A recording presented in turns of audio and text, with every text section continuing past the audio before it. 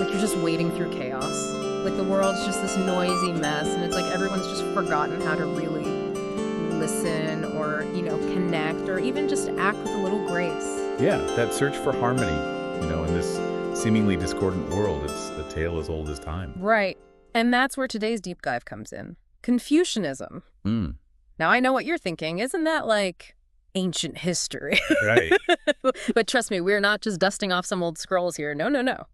We are digging into an excerpt, and it lays out the core of Confucianism, its history, the key players, and get this surprisingly practical advice for navigating this messiness of modern life. You know what's often overlooked is that Confucius wasn't some remote sage just chilling on a mountaintop. This was a guy who lived through an era of intense upheaval. We're talking China, warring states, crumbling social structures, the whole bit. Imagine the headlines back then. Honestly, not that different from the anxieties we grapple with today.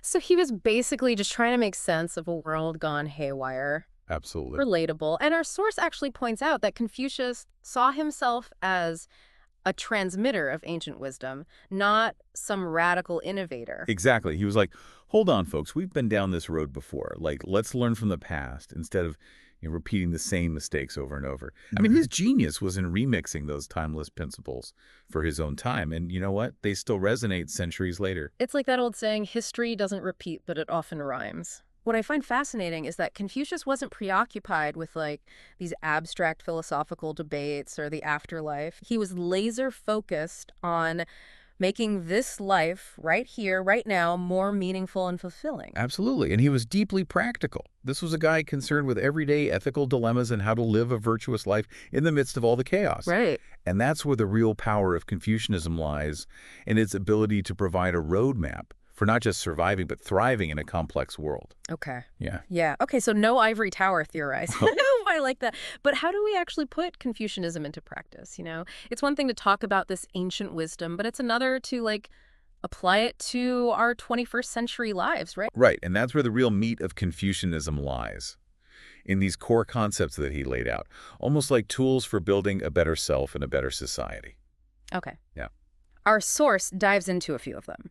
First up, Ren. Okay. Often translated as benevolence or compassion, but it feels like it goes deeper than just being nice, right? It does. Yeah. It does. Think of Ren as like the cornerstone of human connection. It's about recognizing the inherent worth and dignity of every single person and treating them with empathy and respect.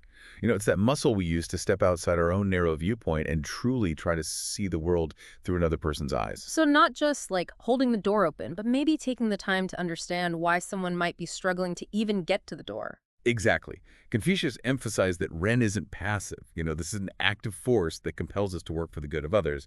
He famously said, if your desire is for good, the people will be good. The idea being that our individual commitment to Ren ripples outward, creating a more just and compassionate society as a whole. It's like that ripple effect idea, right? It's pretty powerful. Yeah. Okay. Next, we've got lie, often translated as ritual or propriety. Admittedly, not the most exciting sounding word. Makes you think of stuffy etiquette rules. I hear you. I hear you. But think of lie as the art of harmonious living, right? Yeah. It's about understanding those unwritten rules that govern social interactions. Mm-hmm. Like, how do we behave in a way that promotes respect and order and a sense of shared values?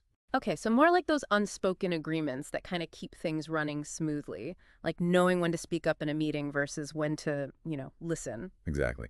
Confucius argued that lie isn't about just mindless conformity. It's about creating a framework for meaningful interaction. Mm.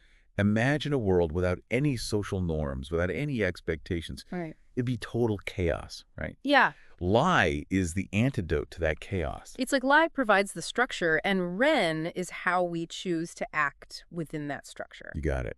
Now let's talk about xiao, filial piety. This one often gets reduced to just respect your elders, but it's so much bigger than that. Yeah, and our source points out that it's also about honoring tradition, legacy, which in our fast-paced, always innovating world, that feels like a tricky balance. How do we respect the past without being, bound by it? That's the question every generation grapples with. Right. And for Confucius, xiao wasn't about blind obedience to the past.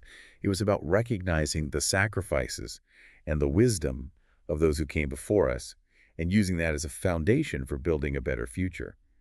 He believed that a society that doesn't value its history is like a tree without roots, unstable and easily toppled.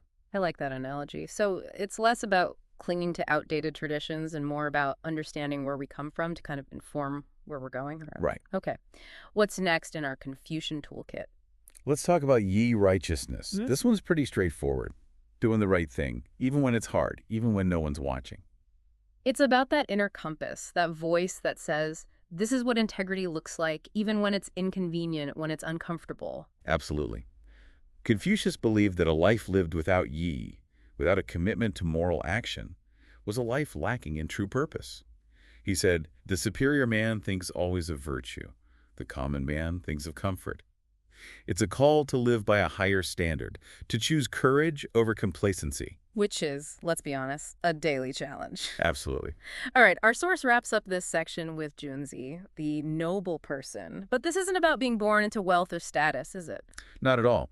For Confucius, Junzi was an aspiration, not an inheritance. It was about cultivating moral excellence, intellectual curiosity throughout your life. A Junzi is someone who embodies Ren, Li, Xiao, and Yi. It's a lifelong learner who strives to be their best self for the betterment of themselves and their community. So Junzi is less about who you are on paper and more about, like, the daily work of living a virtuous life. It's aspirational, but also achievable for anyone willing to put in the effort. I love that. Okay, so we've got these individual virtues, but Confucianism also really emphasizes the importance of relationships, right? Exactly. Confucius believed that our relationships are the crucible in which our character is formed and where we put those virtues into practice. And that's where the 5 relationships come in. 5 relationships. Okay, I'm not going to lie. At first glance, it sounds a little limited. Like, what about all those other relationships we're navigating? Coworkers, friends, that barista who makes the perfect latte. Right, and that's where we need to kind of dig a little deeper, right? The 5 relationships, they're not meant to be a comprehensive list. Think of them more as like archetypes. They represent these fundamental dynamics of human interaction. Okay. And within those dynamics, Confucius believed we find the potential for both harmony and conflict. So it's less about specific relationships and more about, like, the roles that we're playing within any given relationship. Exactly. Like, Yeah. take the first relationship, ruler and subject. Okay. Now, before we start picturing, emperors and decrees and all that, think of it as any relationship where there's a power differential. A boss and their employee, a teacher and their student, even, like you said, that barista and their customer. I like that. It's a good reminder that we're always navigating these dynamics, whether we realize it or not. So how does Confucianism say we should approach these power dynamics? Like, is it blind obedience? No, not at all. Remember all those virtues we were talking about? Right. They come into play here big time. A true leader, according to Confucius, embodies Ren. Leading with compassion, with a genuine concern for the people that they're leading. Okay. And the subject, in turn, offers respect and loyalty, not out of fear, but out of a sense of, like, shared purpose. Okay, so it's about both sides kind of upholding their end of the bargain. It's a two-way street, not a dictatorship. What about the next relationship, father and son? That one seems, I don't know, pretty self-explanatory, but maybe a little outdated in our modern world. Yeah. Sure, families today look different than they did in Confucius's time. But the core dynamic of this relationship, the passing of wisdom and experience from one generation to the next, that remains incredibly relevant. Okay. But it's not a one-sided lecture. The son, in turn, honors the father's guidance while also forging their own path. Right. It's about finding that balance between tradition and progress. So, like, maybe instead of rebelling against every piece of advice your parents give you, you at least try to understand the why behind it, Yeah. the values they're trying to impart, even if you choose to express them differently. Precisely. It's about respecting that legacy, but also contributing to it in your own way. And this applies to other familial relationships too. Husband and wife, elder sibling and younger sibling. It's about mutual respect, understanding the different roles, and fostering this sense of unity within that family structure. Right, right. Yeah. And then there's that one relationship that stands apart, friend and friend. Yeah, The only one where power dynamics aren't inherently built in, right? exactly. And that's why, according to Confucius, our choice of friends is so crucial. These are the relationships where we offer and receive support, honesty, loyalty on equal footing. He famously said, have no friends not equal to yourself. Mm-hmm. Now, he didn't mean we should only befriend people exactly like us. It's more about surrounding ourselves with people who challenge us to grow, who inspire us to be our best selves. It's like that old saying, you become the average of the 5 people you spend the most time with. Choose your circle wisely. Right. Okay, so we've got these 5 relationships as these frameworks for, like, how we interact with the world. But how did all this actually play out in practice? Our source mentions Confucianism shaped Chinese society for centuries. It did. For over 2,000 years, Confucianism was the bedrock of Chinese governance, education, social values. Think of it like the operating system for an entire civilization. Wow. One of the most striking examples is the civil service examination system. Okay, I have to admit, civil service examination doesn't exactly scream riveting history, but go on. Oh, but it is. This was revolutionary. Right. See, before this system, government positions were largely hereditary. You were born into power. But Confucius, he believed in meritocracy. The idea that the most qualified people, regardless of their social standing, should be the ones to lead. So this examination system was implemented, and it tested candidates on their knowledge of Confucian classics and their ability to apply those principles to real-world scenarios. So it was like this massive, centuries-long experiment in applying Confucian values to the way a society was run. That's ambitious. It really was. But what about today? It feels like the world's moved on. Is Confucianism still relevant in the 21st century? That's the million-dollar question, isn't it? Right. On the surface, yeah, the world looks really different. But if we look a little closer, we actually see a resurgence of interest in these Confucian ideas. People are hungry for ethical leadership, for stronger communities, for ways to, navigate the complexities of our hyper-connected world.